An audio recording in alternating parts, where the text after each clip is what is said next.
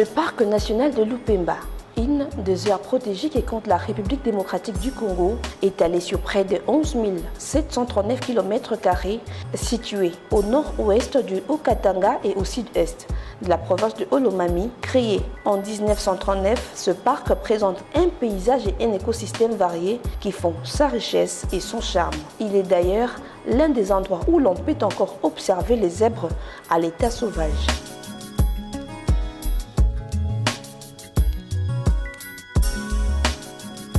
Longtemps sujet à plusieurs pressions telles que les braconnages, la pêche illicite ou encore l'intrusion de groupes armés qui ont occasionné la dégradation de sa biodiversité, le parc national de Lupemba était, comme son homologue de Kundelungu, jeté à l'abandon durant plusieurs années avant de passer sous la direction des Forgotten Park dans le cadre du partenariat public-privé. Depuis, cet espace dédié à la conservation est passé sous la supervision de Robert Muir en qualité de directeur provincial de l'ICCN Katanga et du chef de site de Lupemba. Et c'est pour appuyer la gouvernance au sein de ce parc d'une part et pour raviver les relations parc-population riveraine et les services étatiques impliqués dans la sécurisation des aires protégées d'autre part qu'une délégation du Corps pour la protection de parcs nationaux conduite par son commandant le général-major Albert Massibamba a effectué une mission de 10 jours, soit du 11 au 21 avril 2021 dans la province du Haut-Katanga. Dans la capitale qui préfère, le commandant du Corps pour la protection de parcs, le général Massi, son adjoint chargé de l'administration et logistique, le commandant Kisuki Benoît, ainsi que le directeur provincial de l'ICCN Katanga, Robert Muir, ont échangé avec les autorités provinciales et tour à tour avec le gouverneur de province Jacques Kiaboula, le président de l'Assemblée provinciale Gabriel Kyunguwa Kumwanza ainsi que le membre du Conseil de sécurité provinciale, parmi lesquels le commandant de la 2e zone de défense des forces armées de la RDC, le général Pacifique Massunzu, les commandants de la 22e région militaire des forces armées de la RDC, le général Smith Moutara, ainsi que le commissaire provincial de la police nationale, le général Louis Segon Karawa. Puis s'en est suivi les différentes structures d'appui à la sécurité, dont la Direction générale des migrations et celle de l'ANR. Tous ces contacts ont été pris dans l'optique de renforcer la collaboration avec la direction provinciale de l'ICCN. La délégation du corps PPN avait ensuite pris la direction de la ville côtière de Kipushi pour s'enquérir de la situation des braconniers arrêtés à la prison de Boma, avant de se rendre au tribunal militaire garnison de cette même ville pour assister un éco-garde accusé de meurtre alors qu'il était en pleine patrouille. Toujours dans la ville de Kipushi, il y a eu une cérémonie de remise d'armes et munitions saisies dans les parcs au commandant du corps PPN, conformément aux dispositions de l'article 83 de la loi numéro 14003 du 14 février 2014 relative à la conservation de la nature. L'importance de cette cérémonie, c'est de voir la loi 14 pleinement observé par tous les partis. Le travail des éco-gardes, c'est un travail extrêmement important afin de nous permettre de bien protéger la faune qui est menacée par les groupes armés, les bandits, les rebelles, les porteurs d'armes. Il y a un vrai risque pour les gardes. On a connu beaucoup de gardes dans plusieurs parcs, y inclut le parc Lupemba et Kundelungu, qui ont perdu leur vie en faisant leur travail de protection de la flore et la faune, en appliquant la loi 14. Si on arrive à arrêter quelqu'un qui porte l'arme, on a l'obligation de le transférer auprès de la compétence appropriée, donc la justice militaire, pour qu'il puisse être jugé, condamné, et puis par la suite, tout ce qui a été saisi doit être restitué à l'ICCN. Et donc, voilà l'importance de cette cérémonie. Ça représente une parfaite collaboration entre les services différents du gouvernement, de l'État, donc dans ce cas-là, les éco-gardes de l'ICCN avec le COPIPIEN et la justice militaire. Aujourd'hui, nous venons d'assister pour la remise de ces armes, comme l'article 83 le dit, pour les restituer à l'ICCN. C'est ici que nous sommes venus avec les directeurs provinciaux pour récupérer ces armes auprès de l'auditeur du garnison de Kipushi. Nous envoyons le même message à tous ces Maïmaïs qui sont dans les parcs de Upemba, Kundulungwe. Ils doivent se rendre, ils doivent déposer les armes pour venir servir le pays. Le désir de renforcer la collaboration et les rapprochements avec les différents services étatiques a conduit les commandants Corpepen et sa suite dans le territoire de Mitoaba pour assister à une importante réunion de sécurité locale afin d'assurer l'effectivité et l'interopérabilité des structures impliquées. Cette réunion avait d'abord permis au directeur de l'ICCN Katanga de rassurer aux uns et aux autres la volonté de l'Institut congolais pour la conservation de la nature de faire du parc un moteur de l'économie verte et stimuler ainsi les développements des communautés. La même réunion avait permis au général Massi de sensibiliser tous les acteurs impliqués sur les contenus de la loi sur la conservation de la nature. Avec l'élan que nous prenons, avec l'espoir que le commandant suprême nous donne, nous allons travailler arrache-pied avec toutes les forces pour que ces groupes armés qui sont dans les parcs puissent être éradiqués.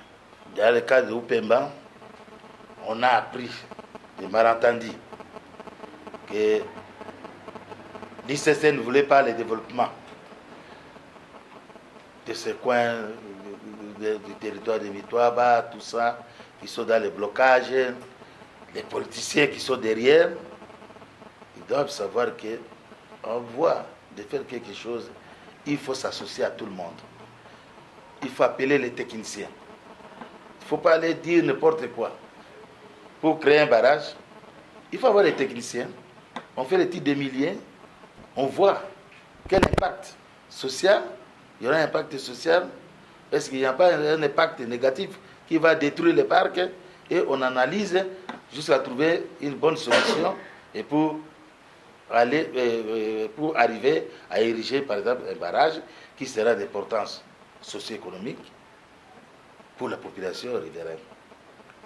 Ils vont avoir des travail, les enfants vont étudier, comme on a fait dans d'autres parcs. Ils ont créé des écoles de maçonnerie, de menuiserie, de mécanique, et ils ont donné même des dons, des moulins pour faire le développement.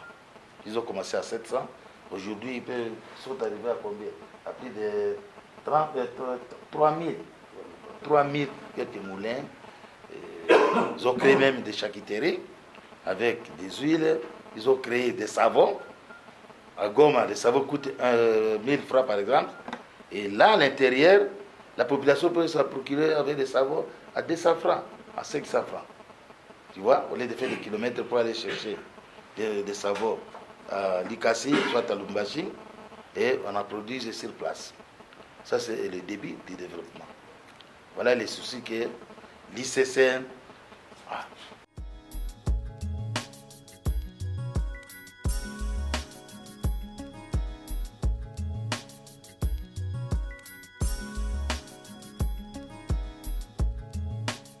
Je suis ravi de cette visite, tellement content aussi parce que je disais que cette visite est pour nous une délivrance. Parce que le territoire de Mitoaba a longtemps souffert. Comme l'ICCN nous promet de nous accompagner pour assurer un développement durable à Mitoaba, vraiment cette visite est pour nous, je répète encore, une délivrance. Mais je félicite aussi le général pour son déplacement. Je pense que beaucoup d'autorités n'acceptent pas de passer le temps à Mitoaba. C'est comme si ils partaient dans un autre pays alors que nous sommes tous dans la République démocratique du Congo. En tout cas, le message a été reçu avec beaucoup de satisfaction. Mais pour convaincre notre population, nous allons y partir avec la sensibilisation. Vous savez, pour convaincre cette population qui ne connaissait pas le bien fondé du parc, il faut sensibiliser et faire le message, donc véhiculer le message tel que nous l'avons reçu. La population va comprendre parce que Si nous ne faisons pas la sensibilisation, la population va se rendre compte que peut-être c'est une tracasserie. Or que nous cherchons le développement durable de ce Mitwaba, je crois que ce que nous ferons, c'est la sensibilisation à notre population. La chute de Kyobo, espace touristique et pittoresque frontalier du parc de Lupemba, où la nature dévoile sa force et sa beauté, a permis au commandant du corps Pépène et sa suite de faire une escale avant de poursuivre leur mission avec la rencontre de plusieurs communautés riveraines au parc. Premièrement, les communautés du secteur des Balemotoa, groupement des Mossabiwa. Ensuite, avec les communautés des Kaléré. Et durant toutes ces rencontres, le commandant du corps Pépène a encouragé les populations riveraines à collaborer avec l'ICCN en présentant un cahier des charges de cette collaboration.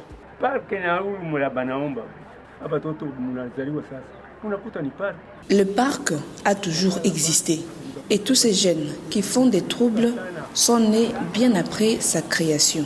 Nous qui avons vécu avant la création de ces parcs, nous savons comment le respecter. Nous avions toujours vécu de l'agriculture familiale sur nos terres et de la chasse dans les domaines en respectant la réglementation établie.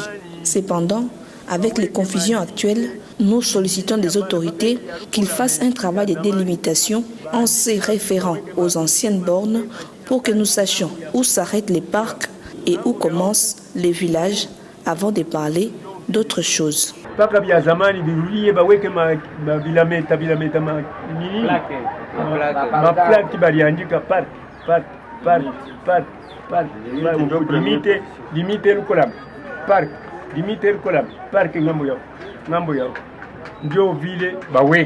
Et à Lusinga, au siège même du parc national de Lupemba, le commandant du corps en charge de la protection du parc et chef des éco-gardes, le général-major Albert Massi Bamba, a rappelé à ces hommes leur mission qui consiste en la sécurisation des aires protégées en 3 points: la discipline, la formation et l'amour du travail, et ce, à travers une parade qui a permis aux gardes de ce parc de la province à se sentir en confiance et très proche du numéro 1 de leur corporation.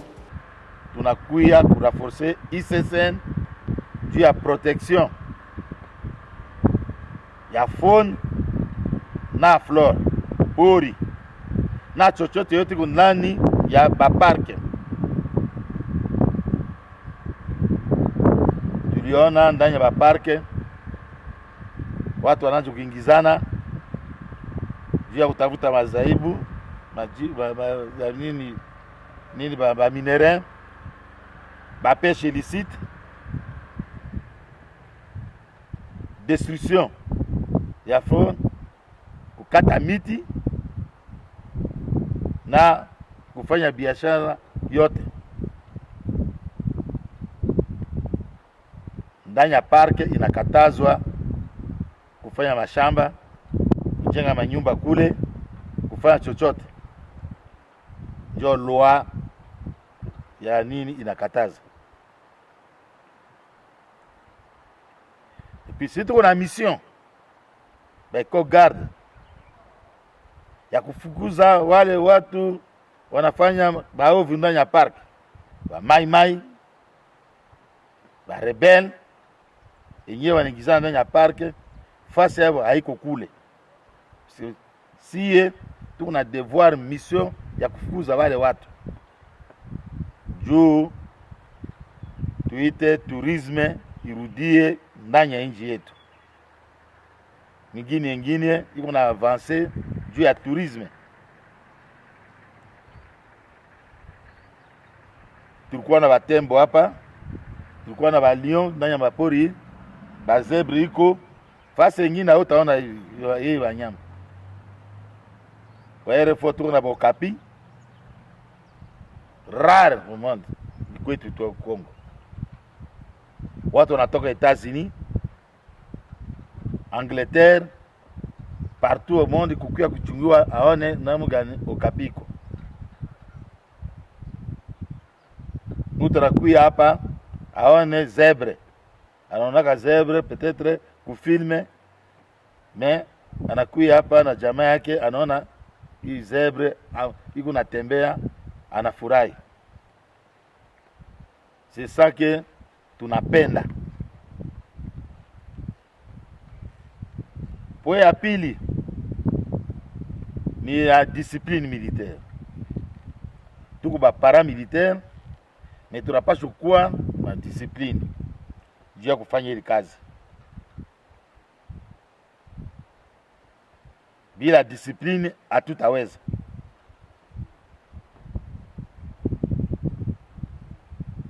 Ndani ya discipline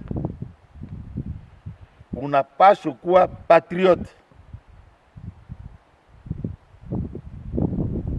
Hii silaha unaguza kumkono si ya kuua watu, si ya kuua nyama, ya kuchunga inchi, na utaitumizia yao kama probleme iko na ode ya wakubwa wenyewe mko nao.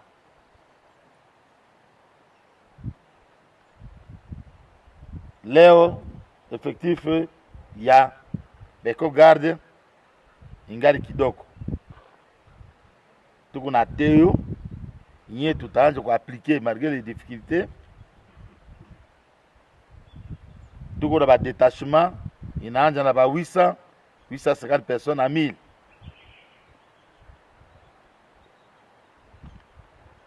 Tunapasha kuekipe watu juu ya kuproteger hii pori tuko na chunga ya parke hii. Partout. RDC leo tuko na 13,7% ya superficie. 9 parcs nationaux. Une soixantaine de domaines de chasse. Puis, les parcs inapaswa kuingiza vile development ndani ya mugini. Leo kama Monsieur Robert na ba partenaire ICSN wana rehabiliter le parc, mutaanza kuona wageni mingi wataanza kuingizana hapa. Wengi watakuwa kufanya ba vacances hapa. Na hii franga itaanza kuingia, itajenga masomo, itajenga chochote, na itaingiza development ndani ya hii mugini.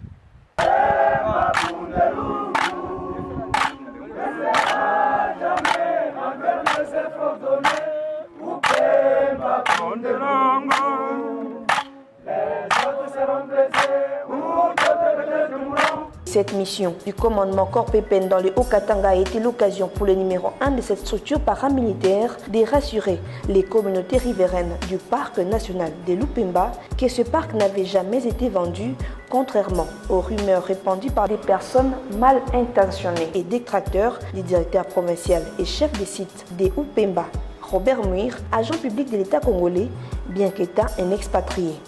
Enfin, la présence de la délégation du commandement Corps Pépin a été l'occasion de palper du doigt les réalités sur terrain et de tirer au clair les accusations dont faisaient l'objet les dirigeants de ce parc national et plus particulièrement les écogardes.